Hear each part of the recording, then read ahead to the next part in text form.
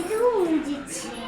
அப்பா இன்னொன்று கோச்சிக்கிட்டு அதுவும் உனக்கு என்னன்னா கொஞ்சம் தெரியல.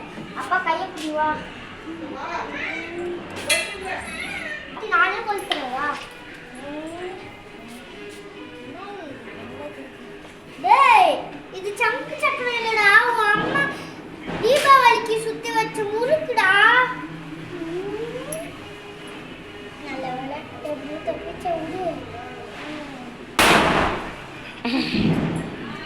ஹாப்பி தீபாவளி.